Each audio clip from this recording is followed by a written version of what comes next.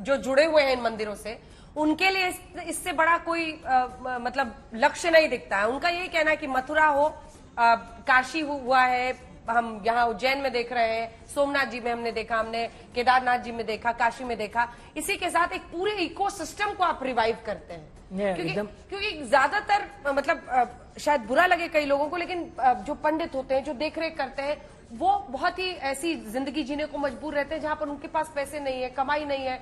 तो कई लोग पूजा कराने आते हैं तो वो पैसे मांगते हैं। उसको लेकर एक पूरी जो स्थिति है वो अच्छी नहीं बनती, अनफॉर्चुनेट लगती है। वो सब कुछ स्ट्रीमलाइन होना सब जरूरी है, तभी जाके ये अच्छी तरीके से सिस्टम चलेगा।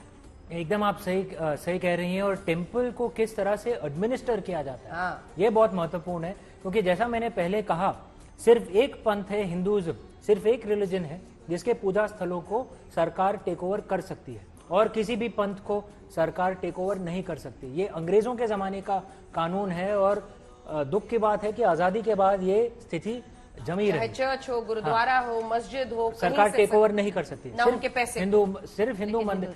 तो अगर सरकार ने दायित्व लिया है तो उसे ठीक से मेंटेन करना चाहिए, और जो दर्शनार्थी, जो श्रद्धालुओं का जो दान है, जो पैसा है, उसे मंदिर के विस्तार में या मंदिर के कार्य में, पाठशालाएं खोलने, जो भी कार्य हो उसमें इस्तेमाल किया जाए। और एक और बात ये, क्योंकि मैं जब भी मंदिर जाता हूँ, मैं पूजा करता हूँ, वहाँ के जो पंडित होते हैं उनसे मिलता हूँ, तो महाकालेश्वर जी जब मैं गया था तो वहाँ के जो पंडित थे, भट्ट परिवार हैं, कश्मीर के हैं ओरिजिनली, और उन्हें सब ये कई सैकड़ों सालों से महाकालेश्वर जी में है। तो उनसे मैंने बात की, चर्चा की, और उनसे पूछ रहा था कि भाई आपकी क्या प्रतिक्रिया है, ये जो कार्य जो हुआ है यहाँ पे, जो विस्तार हुआ है, जो महाकाल लोक बनाए। वो इतने खुश थे कि वो कह रहे थे कि एक तरह से हमारे बाबा को इज्जत दी जा रही है। कोई सेड हमें दुख होता था, हम यहीं पे रहते थे हर दिन, और बाहर इतना इंक्रोचमेंट हो गया है, रुद्र सागर का इतना बुरा हाल हो गया था, दुख होता था। हमारे बाबा का मंदिर है, और ये जो हुआ है तो एक तरह से क्योंकि देखिए जो भी श्रद्धालु हैं, अगर हमारे बाबा को इज्जत मिलती है तो एक तरह से हमें इज्जत मिलती है। तो इतने खुश थे वो। पूरे भोले भक्त हैं आप।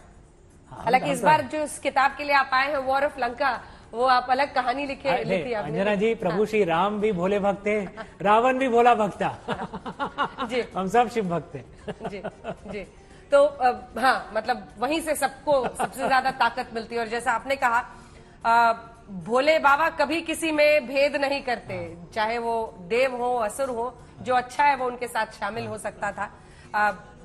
अब मुझे लगता है कि चूंकि इंडिया टुडे पर भी बातचीत आपसे करना चाहते हैं। धन्यवाद आपका, अमीश जी।